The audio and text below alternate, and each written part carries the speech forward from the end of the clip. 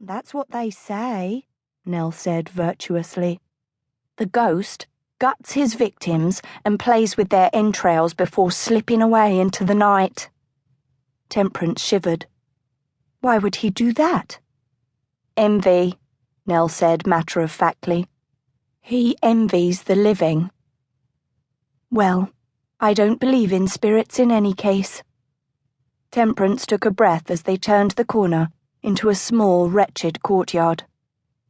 Two figures stood at the opposite end, but they scuttled away at their approach. Temperance let out her breath. "Lord, I hate being abroad at night." Nell patted the infant's back. "Only a half-mile more. Then we can put this wee one to bed and send for the wet nurse in the morning."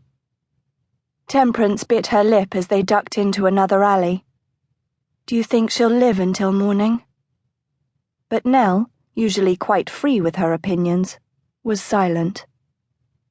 Temperance peered ahead and hurried her step. The baby looked to be only weeks old and had not yet made a sound since they'd recovered her from the arms of her dead mother.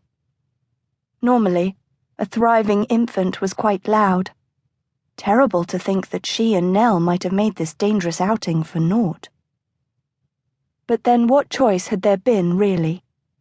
When she'd received word at the Home for Unfortunate Infants and Foundling Children that a baby was in need of her help, it had still been light. She'd known from bitter experience that if they'd waited until morn to retrieve the child, it would either have expired in the night from lack of care, or would have already been sold for a beggar's prop. She shuddered. The children bought by beggars were often made more pitiful to elicit sympathy from passers-by. An eye might be put out, or a limb broken or twisted.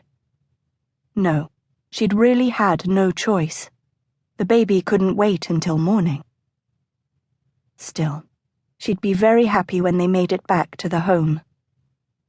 They were in a narrow passage now, the tall houses on either side leaning inward ominously. Nell was forced to walk behind Temperance or risk brushing the sides of the buildings.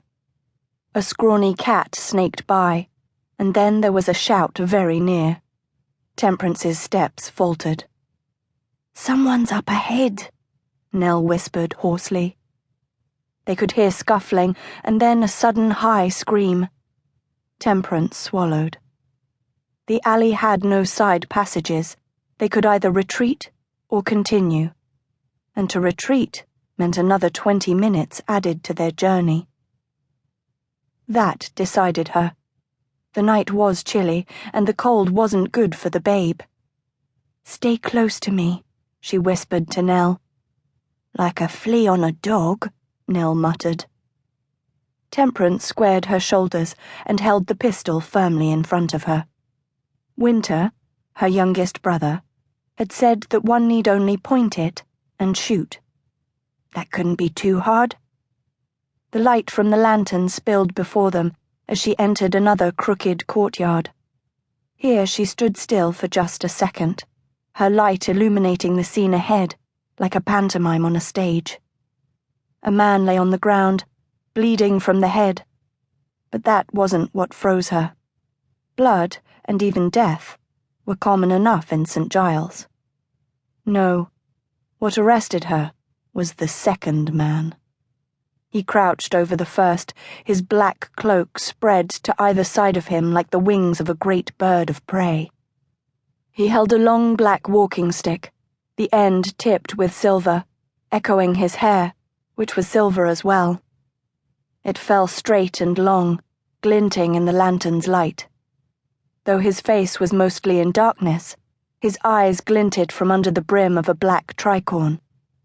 Temperance could feel the weight of the stranger's stare. It was as if he physically touched her. "Lord, save and preserve us from evil," Nell murmured, for the first time sounding fearful. "Come away, ma'am, swiftly." Thus urged, Temperance ran across the courtyard, her shoes clattering on the cobblestones. She darted into another passage and left the scene behind. "Who was he, Nell?" she panted as they made their way through the stinking alley. "Do you know?"